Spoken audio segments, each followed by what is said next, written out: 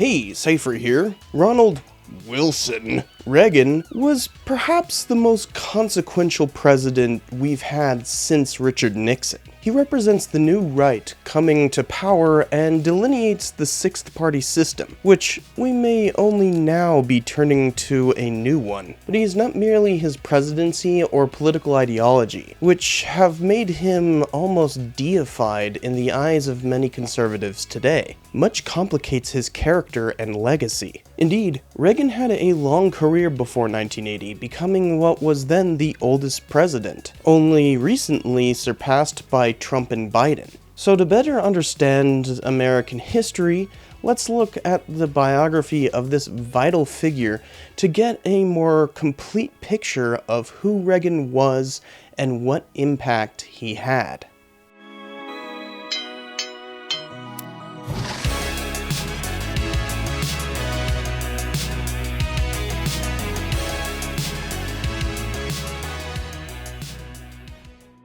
Ronald Reagan was born into a religious Illinoisan family in 1911. He grew up in the city of Dixon, where he played a small amount of football and theater in high school. Finding his dad drunk, face down in the snow one night, left an early impression that he always wanted to strive beyond. He went to Eureka College, playing 2 years on their football team, and became a student body president. Using his athletic and drama background, he became a sports radio announcer. From this, he moved to California to begin a Hollywood career as an actor for Warner Brothers. My name is Ronald Reagan. A few months ago, I was a sports announcer on a radio station in Des Moines, Iowa.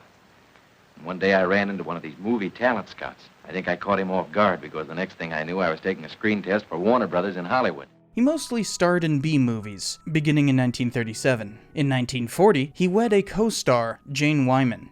They would have 2 daughters and adopt a son. The same year Reagan began in Hollywood, he also enlisted in the Army Reserves. But when World War II began, his studio got him a deferment from service. Knowing better than to appear as a draft dodger, he became an officer as part of the propaganda effort, starring in hundreds of promotional and training films. Here, he showed himself to possess what could best be described as an infectious optimism, something that he'd often used throughout his career, finding a silver lining in the worst of times, and believing in the power and dignity of the American people. A good road for our country, and backing them up, the men and women of every creed and speech and color who made these planes, and backing them up, the most powerful force in the world, the strength of the American people. Once the Allies defeated the Axis powers, the U.S. Army discharged Reagan. His movie career waned after the war, even becoming a freelance star when Warner Brothers let his contract lapse. He had always been a rather stiff and straight-laced actor, so he instead moved up in the Screen Actors Guild and was elected SAG president in 1947. He became increasingly anti-communist in the wake of the Hollywood strikes of 1945, seeing the left-leaning elements of the Hollywood elite as equally repugnant to American values as the fascists the country had just defeated. He oversaw the implementation of the Taft-Hartley Act, which barred communists from union leadership, and banned numerous types of strikes. And he even went so far as to testify before the FBI and Congress against these leftist elements, helping institute the Hollywood blacklist and inculcating fear of dissent among the remaining SAG members. As he became increasingly political, Jane became more distant, disliking his red baiting. She asked for a divorce only a year into his SAG leadership.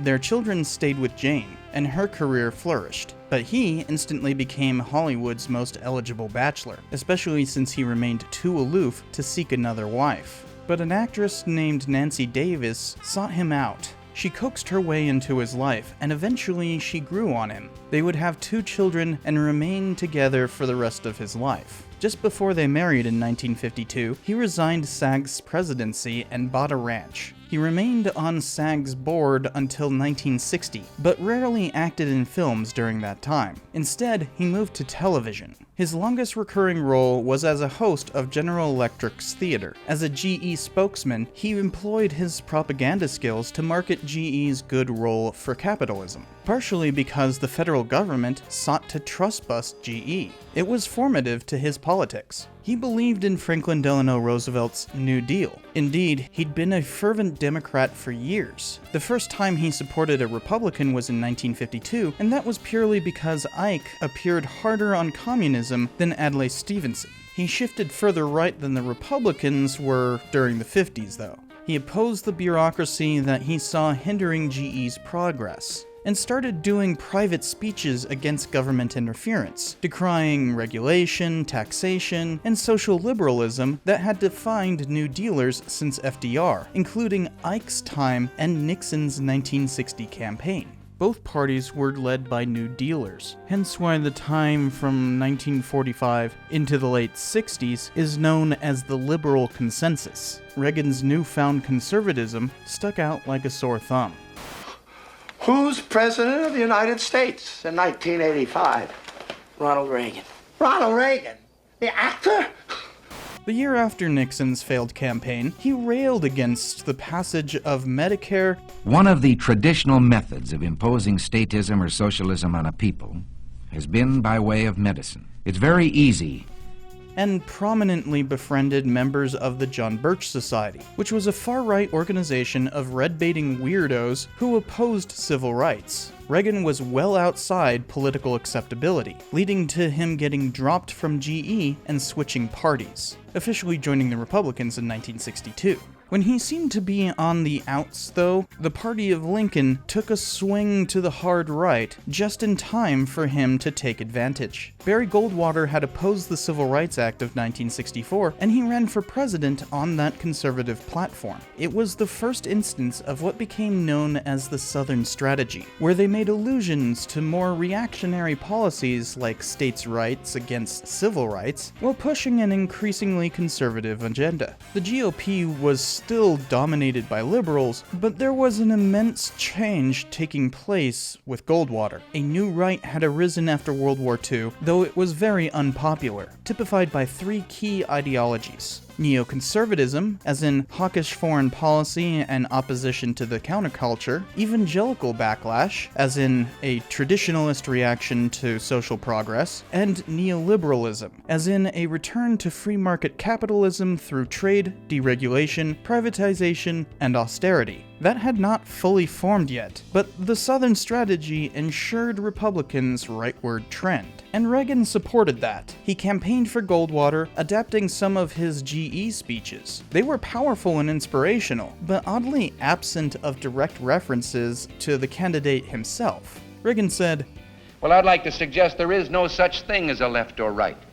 There's only an up or down. Man's old age dream, the ultimate in individual freedom consistent with law and order, or down to the ant-heap of totalitarianism. And regardless of their sincerity, their humanitarian motives, those who would trade our freedom for security have embarked on this downward course. You and I have a rendezvous with destiny. We'll preserve for our children this, the last best hope of man on earth, or we'll sentence them to take the last step into 1,000 years of darkness. Much of his ideology can be found in that speech, which he gave on several occasions and raised much for Goldwater. But it wasn't enough. The Southern Strategy only succeeded in the Deep South, and LBJ won in a landslide.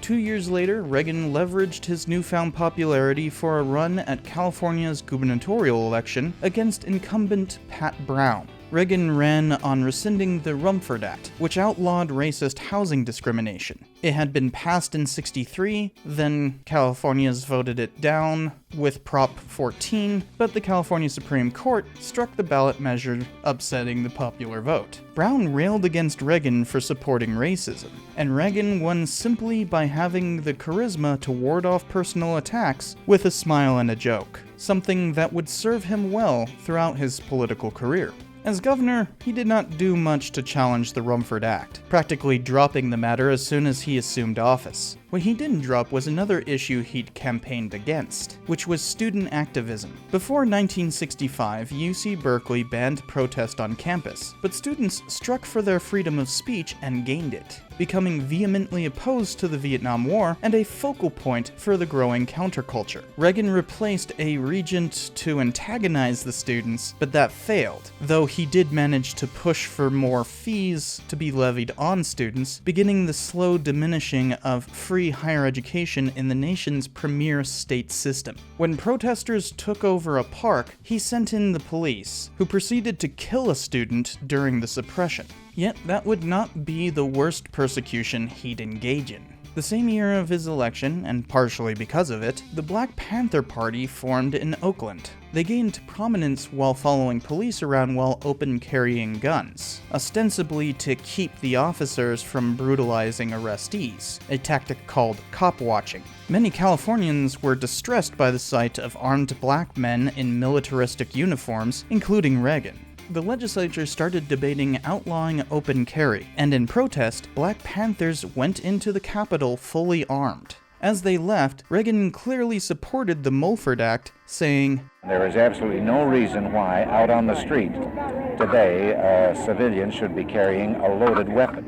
And so it passed. Yes, Reagan is the reason for harsh gun control in California. He tried for the presidency only 2 years into his governorship, but failed to gain the candidacy, being seen as too conservative for the GOP. But after having served 2 terms as governor, he chose to step down and build national support again. He started writing regular opinion columns and recording radio commentaries, which he started gaining a following. As historian Daniel Lux says, Reagan popularized the racist trope of welfare queens said to be mooching off hardworking white taxpayers. Despite Reagan's loss to Ford for the nomination, his 1976 primary campaign demonstrated how his brand of racial conservatism was ascendant and the Rockefeller pro-civil rights wing of the Republican Party was in eclipse. Carter won that election, yet Americans felt like the country was in a downward spiral. Deindustrialization meant a spike in economic problems as the country changed to a service economy. The failure of Vietnam and various scandals around it alit investigations that proved the government had become out of control. The 2 energy crises brought about stagflation.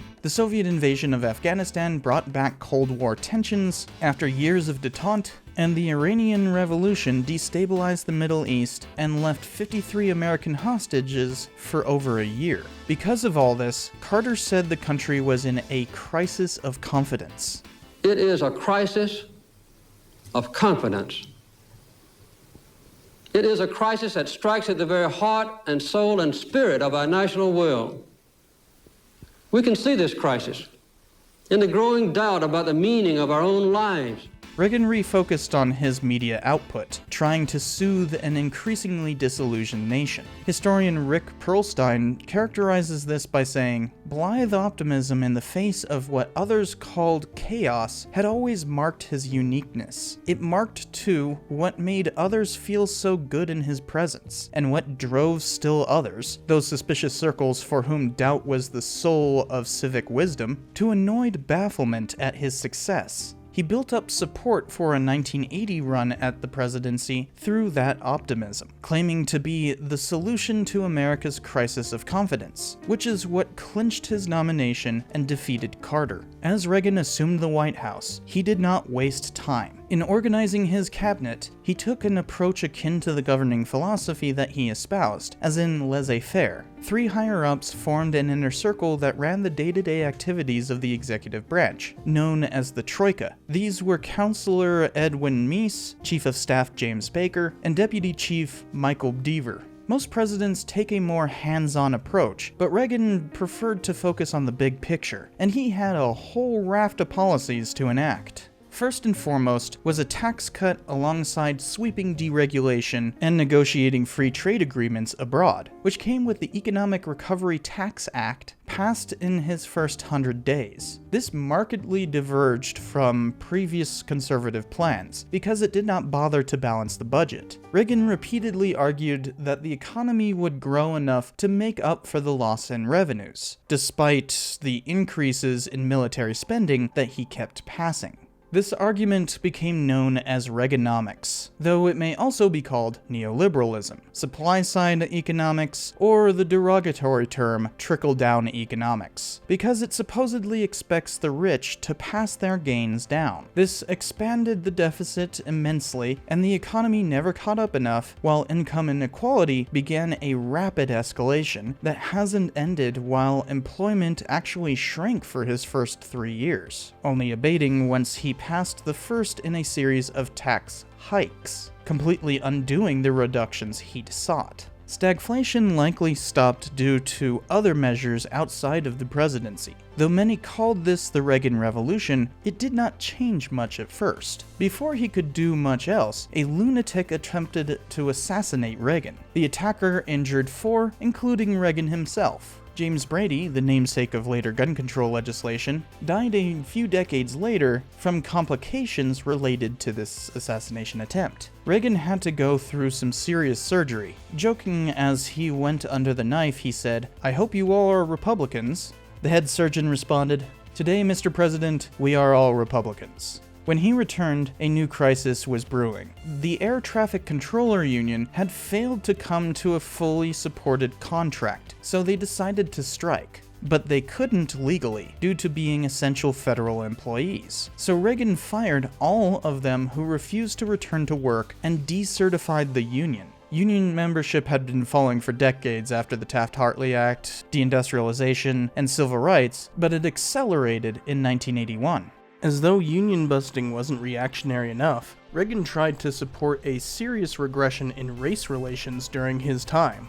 In 1976, the Supreme Court ruled that private schools could not practice segregation and remain valid for various programs like tax exemption. Reagan immediately lobbied against it, saying prosecutors were leading a new wave of carpetbaggers to look over the shoulder of your local officials, just as Reconstruction did in 1865. Yeah, Reagan was a bit of a lost causer. Reconstruction was about civil rights, not suppressing the South. The Treasury Department under Don Reagan, and do take note, Don Reagan is different from Ron Reagan. They recognized that their names were pretty close to each other, even at the time, and joked about it, but Reagan is not Reagan. The Treasury Department announced in 1982 that they'd give tax-exempt status to private schools still not complying with the SCOTUS ruling, known as segregation academies. An '87 act specifically outlawed federal support for segregation academies. Reagan vetoed it because disallowing discrimination in schools somehow violates religious liberty to him. God has no place within these walls,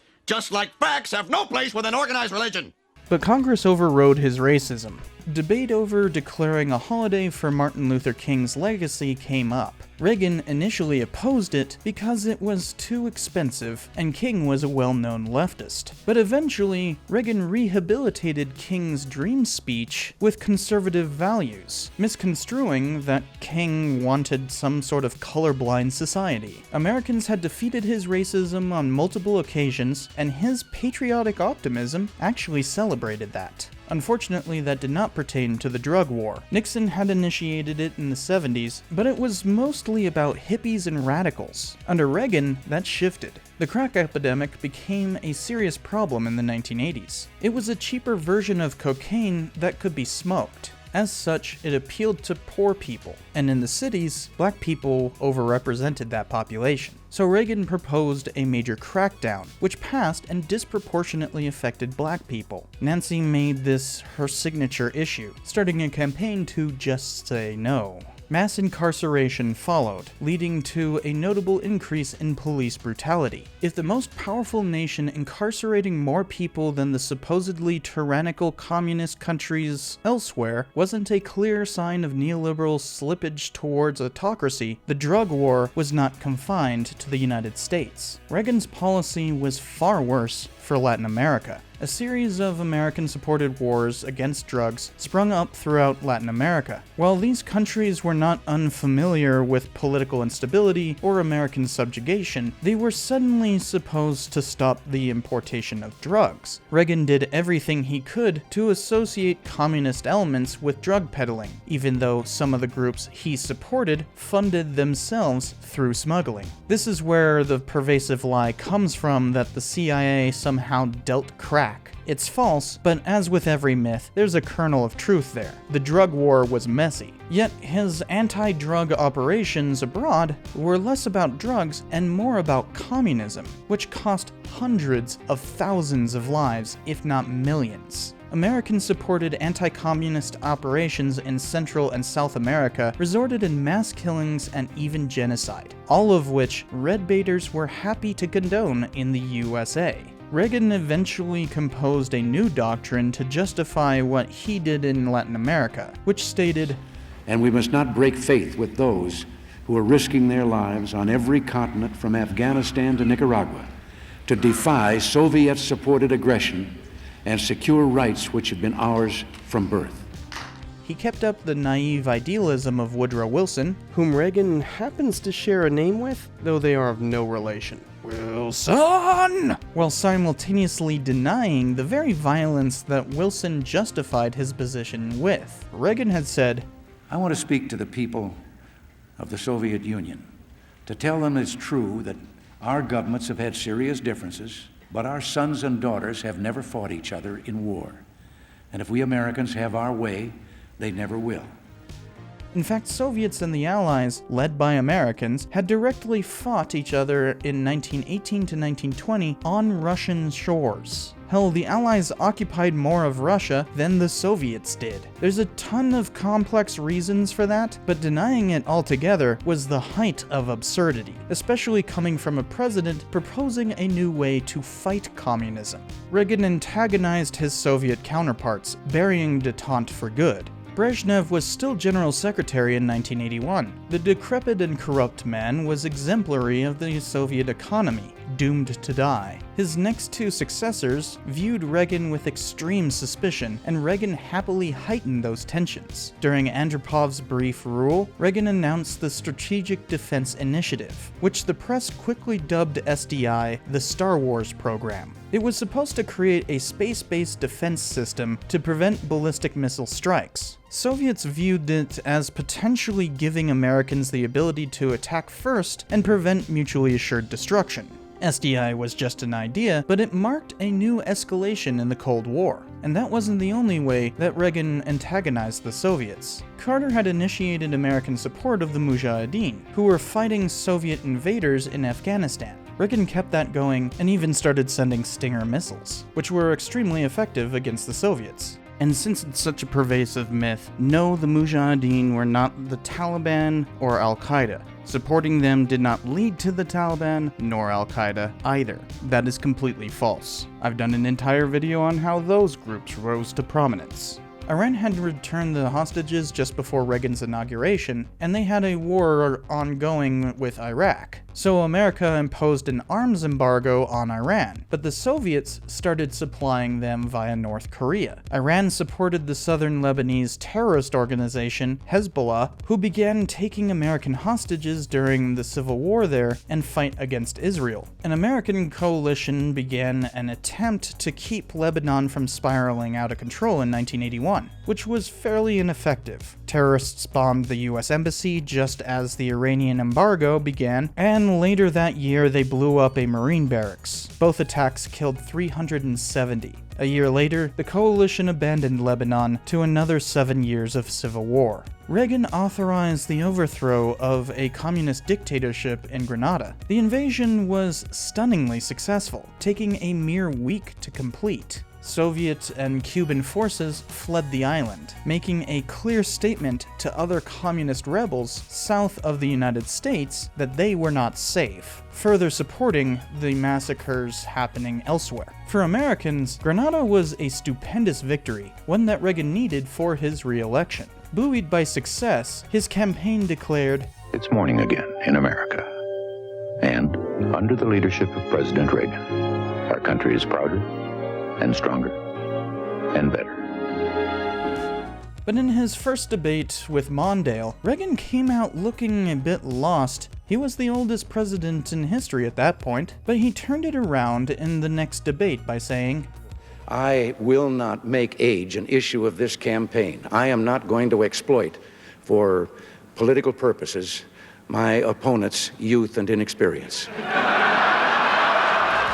He He won the election in a landslide. His cabinet got reshuffled as many second-term presidents do. Most significant of these changes was that Baker and Reagan swapped positions. This broke up the Troika and destabilized the administration. Reagan's second term steadily destructed because of this spontaneous decision to relieve stress. Just a couple months after the inauguration, Mikhail Gorbachev became the new Soviet General Secretary. He sought reform, and Reagan recognized this change. Quickly, they came to a summit together in Geneva to discuss arms reduction. There hadn't been one since Reagan assumed office. They couldn't come to an agreement because Reagan refused to give up SDI, even though it was still basically theoretical. They'd come together in Reykjavik the following year and get stuck on the same argument. Gorbachev had been willing to completely destroy all nuclear armament, so long as SDI didn't break the Anti-Ballistic Missile Treaty of 1972. That looming threat of nuclear war between the superpowers could have been eliminated if Reagan acquiesced on SDI even a little bit. Gorbachev was winning the international public relations battle, so Reagan applied pressure by going to the Brandenburg Gate in West Berlin and saying, Mr. Gorbachev, tear down this wall. Though it would fall in just 2 years, that had nothing to do with Reagan. Reagan smash! Reagan smash! Something had to come from this tit for tat. They met in Washington to sign a treaty eliminating intermediate-range ballistic missiles. Reagan had another significant success in international affairs. Libyan dictator Muammar Gaddafi had supported terrorism since at least 1979. Gaddafi attempted to lay claim to the entire Gulf of Sidra in 1981, but 2 of his fighters were easily shot down by 2 American jets. For years, he was merely a threat, but a Berlin bombing that killed Americans was linked back to him. So Reagan launched a punitive bombing of Libya. It was seen as a success, but further Libya-linked terror attacks would continue. Lebanese hostages remained a problem. Around 1,700 abductions happened there, with over 100 being foreign nationals, a few of whom were American. Hezbollah held most of the American hostages, and they are closely aligned with Iran. Despite the arms embargo, the administration sold arms to Iran in the hope that they'd convince Hezbollah to release hostages. These included TOW and Hawk missiles in massive quantities and maintenance equipment for previous systems. Reagan repeatedly claimed that he did not negotiate with terrorists. So the administration came up with a dodge by having Israel fly the arms with the United States simply replacing their supply. It was entirely obfuscated, and Don Regan failed to put any way to control and quality check this operation.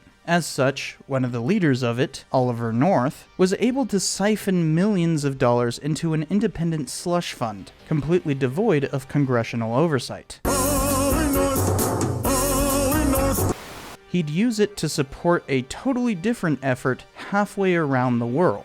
Nicaraguans overthrew their dictatorship in 1979, and the leftist group, called Sandinistas, took control. Many factions opposed the Sandinistas, and they became known as Contras. Both the Reagan and Carter administrations had funded the Contras, but some were found to be funding themselves through cocaine smuggling, leading Congress to outlaw CIA support of the Contras. Even though, surprisingly enough, the CIA didn't know about the smuggling, or at least looked the other way. But North had his secret fund. He started funneling this money into the Contras. After only a couple of years, this operation was blown wide open. Reagan at first denied everything and simply blamed the media, but then he said, The charge has been made that the United States has shipped weapons to Iran as ransom payment for the release of American hostages in Lebanon, that the United States undercut its allies and secretly violated American policy against trafficking with terrorists.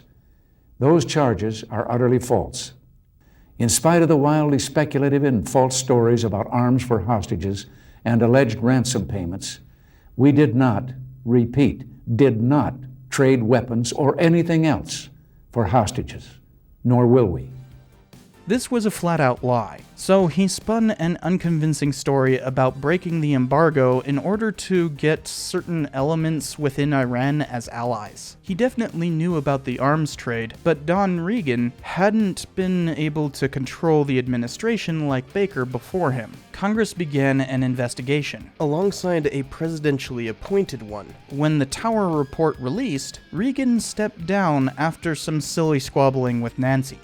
Well, Don, you know, I'm glad this thing is finally coming out. And as we agreed, your future here as Chief of Staff depends on how you fare in the report. Oh, boy, that's a big one. Well, does it say I approve shipments of arms to Iran? Yes, it does. Did I? Buddy, congratulations. I didn't realize that you were still here. Reagan was forced to concede. A few months ago, I told the American people I did not trade arms for hostages. My heart and my best intentions still tell me that's true, but the facts and the evidence tell me it is not. He had authorized the initial operation, but perhaps this was because he was in fact losing his memory. We'll get to that later. Iran, Iraq, stalagmite, that's... The even more controversial part was how North had gone around the Boland Amendment, banning support for the Contras. Reagan said, I didn't know about any diversion of funds to the Contras, but as president, I cannot escape responsibility. North shredded evidence, and the rest of the administration feigned ignorance. Numerous indictments came for them, but none proved Reagan was in on the scheme. You're that good a sales lady. Maybe I could use you up on Capitol Hill. Bye-bye.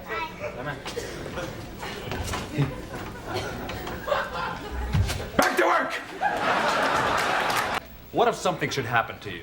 You're the only one who knows what's going on. And that's the way it's going to stay. To quote Montesquieu, power without knowledge is power lost. Mr. President. There was a ton of infighting because of this. Reagan would even publish a scathing memoir with a new revelation that embarrassed Nancy. She had been consulting an astrologer since the assassination attempt to see when was the most fortunate time to do things. Reagan claimed it never impacted the administration, but it had in fact changed particular dates around. Astrology is false, and basing any national policy or diplomacy on it is flat out stupid. Nonetheless, trading arms to Iran hadn't made them more amenable to American policy. Only a few hostages were released. Several nations, including the United States, had been flagging Kuwaiti oil tankers to protect them from Iranian attacks, along with naval defense. There'd been a few incidents, like the supposedly accidental Iraqi missile strike of the USS Stark, but Iran started mining the Persian Gulf, and even attacked some American vessels. They learned to regret it when Reagan first had the Navy destroy a couple Iranian oil rigs and then attack their Navy. It was supposed to be proportional retaliation, but the US Navy destroyed half of Iran's Navy. It was quite a stunning afternoon, but it kept the US Navy on high alert. They ended up shooting down a civilian passenger flight from Iran, thinking it was a bomber, which was quite the black eye for American foreign relations. Reagan's disintegrating second term had many other blunders. Perhaps the most famous of these was his response to the AIDS crisis. When the first cases became known, the CDC did start research into it, but the administration kept silent on it. As the epidemic spread and more people died, Americans called for action and a clear statement from the administration. In 1987, ACT UP, an AIDS activist group, even began a campaign claiming that his silence was equivalent to death, reclaiming the Nazi symbol used to persecute homosexuals. Though the cause of AIDS, as in HIV, was not known at this time, people knew it was sexually transmitted, and AIDS ran rampant in the gay community. So much so that it was initially known as GRID, or Gay-Related Immune Deficiency. And so, of course, homophobes, especially evangelicals, like to portray the disease as though it was God's wrath, even though plenty of straight people were dying of it too. During Reagan's time as governor, he'd actually been quite pro-gay rights, opposing a significantly homophobic ballot measure and having a prominent gay friend. But he had to appeal to the bigotry of evangelicals in 1980, hence why he said, My criticism of the gay rights movement is that it isn't asking for civil rights. It is asking for a recognition and acceptance of an alternative lifestyle, which I do not believe society can condone, nor can I. So he ignored AIDS until ACT UP made him speak. He held a conference to announce support for research and regular testing. It was controversial, with the typical opposition from both sides of either too little or too much. There were several other blunders that Reagan had to deal with. For instance, he visited some Waffen-SS graves in Bitburg on invitation from the West German Chancellor. He supported the apartheid government of South Africa, despite having met with anti-apartheid activists. Congress passed a divestment bill for that, and then they had to override his veto.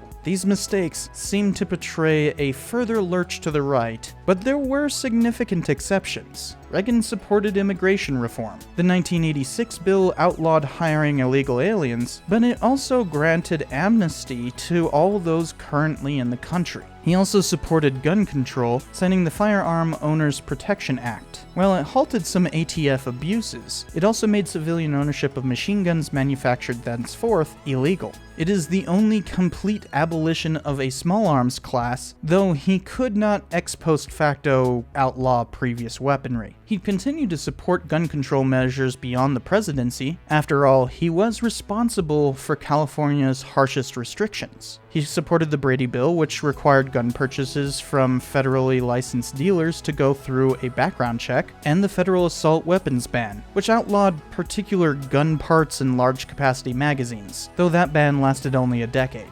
Reagan's vice president, George H.W. Bush, didn't support gun control, so when he won the 1988 election, Reagan had to wait until Clinton to go further. So Reagan focused on his legacy, writing an autobiography and formulating a presidential library. During the publicity tours for these, it became clear that Reagan was losing his memory. He also appeared in a congressional investigation into the Iran-Contra affair and was unable to remember key people and facts from his time as president. He was suffering from Alzheimer's disease, but wouldn't be diagnosed with it until 1994. After that, he stopped appearing in public and kept to himself. Nancy became his public face as she watched Ron steadily fade away into the cruel oblivion of forgetfulness. He passed away in 2004. Nancy remained actively shaping her husband's legacy until she passed away in 2016. Republicans have practically deified Reagan as the man who instituted a conservative turn in American politics. In a way, that is true, but this long biography complicates that legacy. He did begin a rightward turn that we may only recently be changing. But at the same time, he was not the conservative hero his acolytes have made him out to be. He was unwilling to face the problems that he created, sometimes a racist, and so naive that he completely ignored the failure of Reaganomics. Yet he united Americans in a way that no president has done since. In 1984, at the height of his prestige, our country was prouder, stronger, and better. His myth may have overshadowed reality, but much like the man himself, his optimism outlasted his memory. As Reagan said while announcing his diagnosis, "I now begin the journey that will lead me into the sunset of my life. I know that for America, there will always be a bright dawn ahead. Thank you, my friends. May God always bless you." Easy, boy. You came running from the other room this time. Hi there, thank you. Yes. You're a good boy.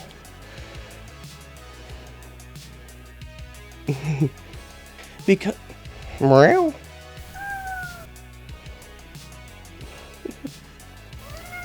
I had to record for like 1 minute, boy.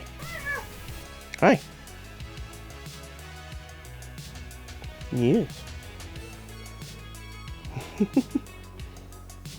As an actor for Warner...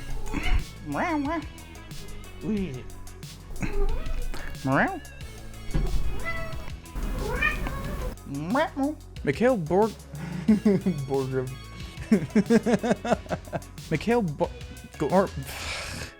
as she watched Ron steadily fade away into the cruel oblivion of forgetfulness. Nancy remained Somehow that got me a little emotional. I guess because both my grandpas had Alzheimer's.